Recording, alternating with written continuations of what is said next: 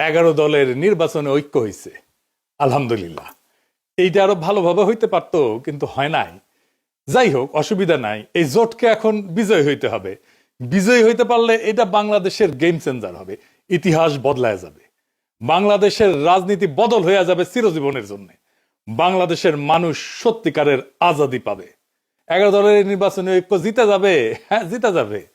এইটা কওয়া যেতে পারে পিস অফ কেক, আপোষে ঘটতে পারে, যদি তারা রাইট স্ট্র্যাটেজি নিয়ে মাঠে থাকতে পারে। আর মাত্র 3টা সপ্তাহ, নতুন বাংলাদেশের দিশা দেখাইতে হইলে আপনার একদম নতুন স্ট্র্যাটেজি নিয়ে আগাইতে হবে। আমার স্ট্র্যাটেজি কলে ফুল প্রুফ, বন্দুকের গুল্লি মিস হইতে পারে, আমার স্ট্র্যাটেজি মিস হবে না। কিন্তু মুশকিলটা হইতেছে, আমি যেহেতু জোটের কেউ না, আমি তো হরিদাস পাল, তাই আমার এই ইউটিউব বানাই কইতে হইতেছে যে কেমনে এই স্ট্র্যাটেজিটা ইমপ্লিমেন্ট করবে। তাতে একটা মুশকিল আছে, এটা তো যায় না যাবে প্রতিপক্ষ।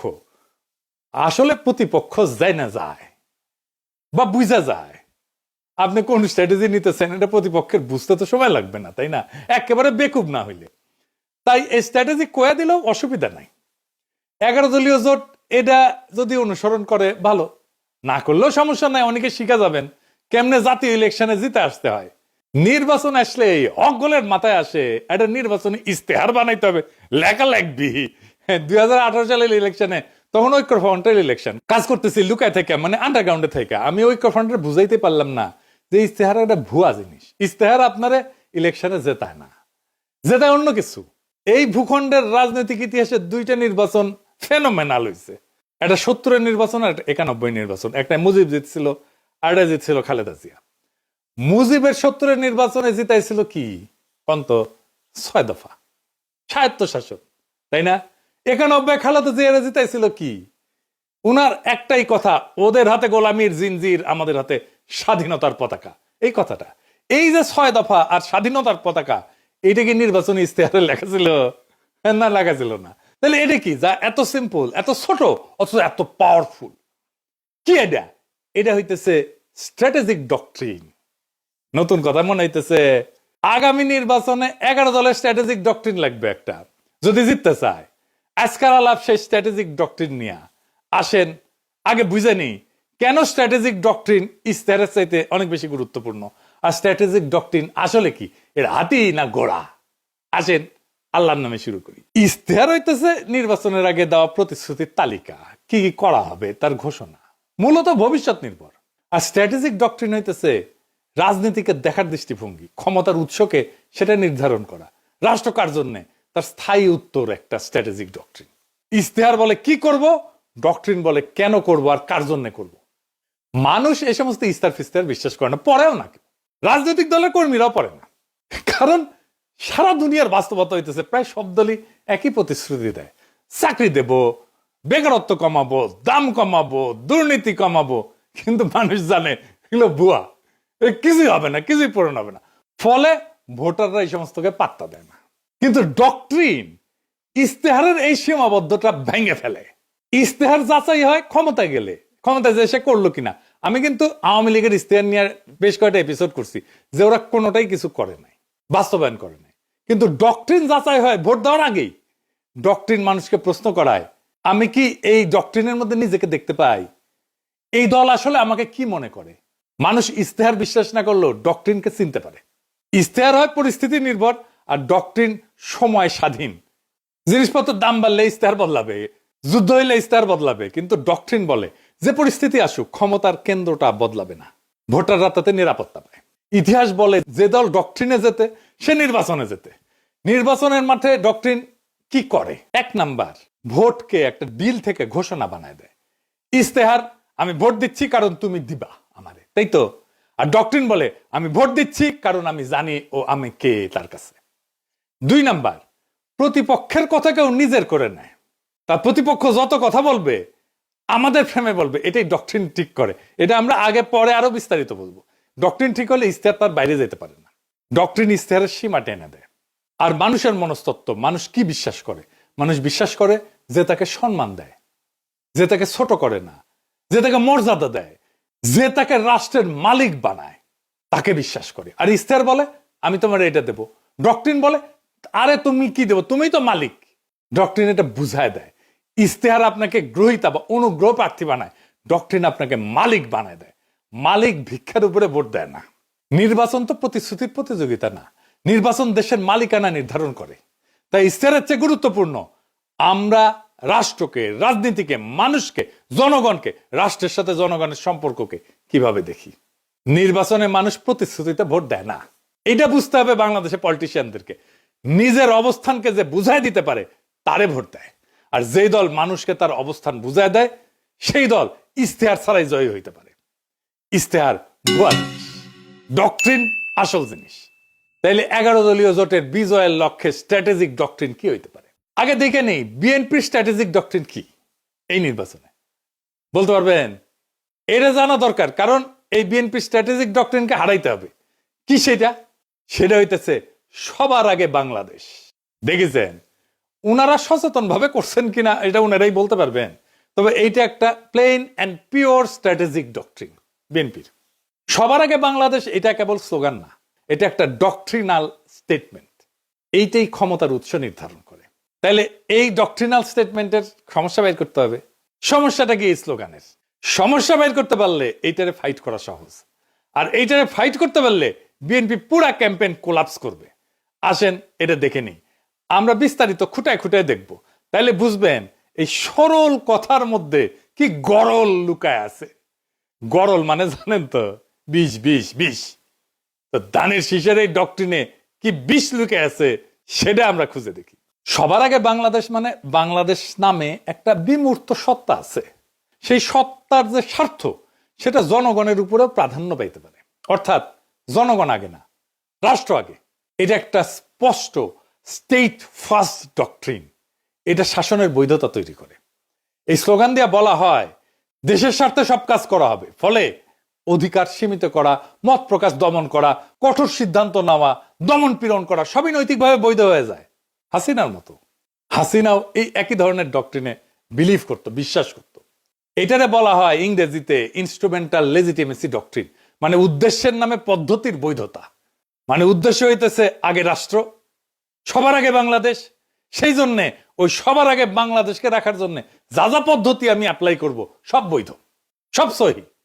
এইটা জনগণকে সাবজেক্ট না অবজেক্ট বানায়, মানে জনগণ আর মালিক থাকে না, শাসিত হওয়ার বস্তু বানায় ফেলে। এই ফ্রেমে দেশ উপরে, জনগণ নিচে। জনগণ দেশকে সেবা দিবে, সেবা। জনগণ এখানে রাষ্ট্রের মালিক না, রাষ্ট্রের উপকরণ।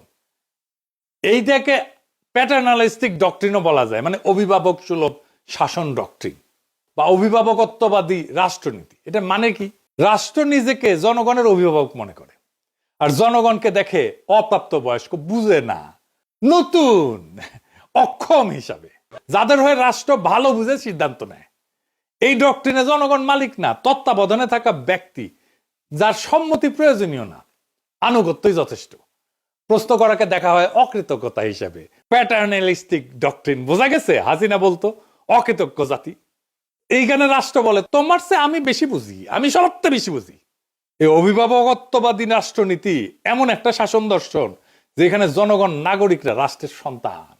সন্তান বললে ভালো শোনায়, আসলে ওই অর্থে না আর কি, মানে অপ্রাপ্ত বয়স্ক জনগণ।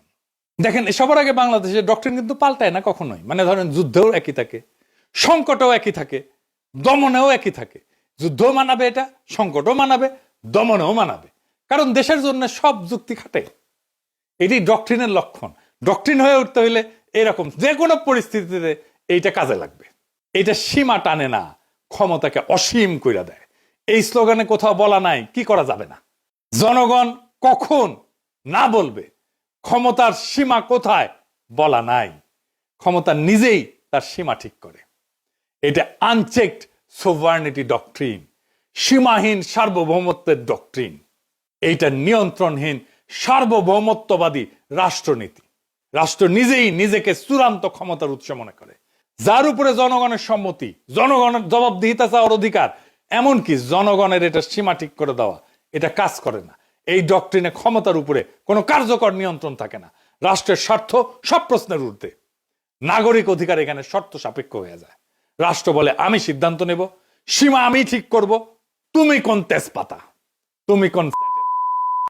তার মানে সবার আগে বাংলাদেশ কোনো আবেগী স্লোগান না, এটা এমন একটা স্ট্র্যাটেজিক ডক্ট্রিন যা রাষ্ট্রকে জনগণের উপরে স্থাপন করে এবং ক্ষমতাকে সীমাহীন বৈধতা দেয়। তাইলে এই সবার আগে বাংলাদেশ এই স্লোগানের স্ট্র্যাটেজিক ডক্ট্রিনকে হারাইবেন কেমনে? এই প্রথম কৌশল হইতেছে এটাকে আক্রমণ করা যাবে না। আক্রমণ না করে হারানো যায়, খুব চমৎকার ভাবে হারানো যায়, অপরূপ ভাবে হারানো যায়, মোলায়েম ভাবে হারানো যায়।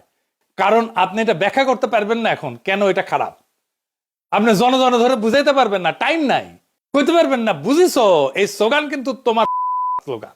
তাই এইটার কৌশল অন্য। কি সেই কৌশল?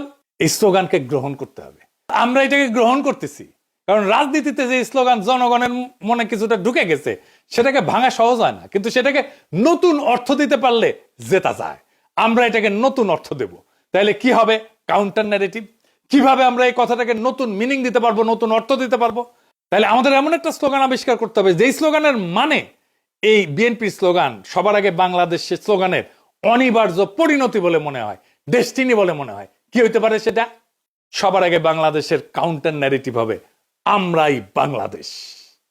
ওরা বলবে সবার আগে বাংলাদেশ, আমরা বলবো সেটাই তো আমরাই বাংলাদেশ। এখানে কোনো ঝগড়া নাই, এখানে কোনো কনফ্রন্টেশন নাই, এখানে কোনো কন্ট্রাডিকশন নাই, এখানে আছে কমপ্লিশন, সম্পূর্ণতা। বিএনপি বলছে কি আগে, আমরা বলছি ওইটা আসলে কি, কেন আমরাই বাংলাদেশ। বিএনপির সবার আগে বাংলাদেশ স্লোগানকে আমরাই বাংলাদেশ স্লোগান সুপারসিড করে দেবে। এখানেই মূল খেলা। আমি এখানে কয়েকটা দিক ব্যাখ্যা করব কেমনে কিভাবে এটাকে সুপারসিড করে দেবে।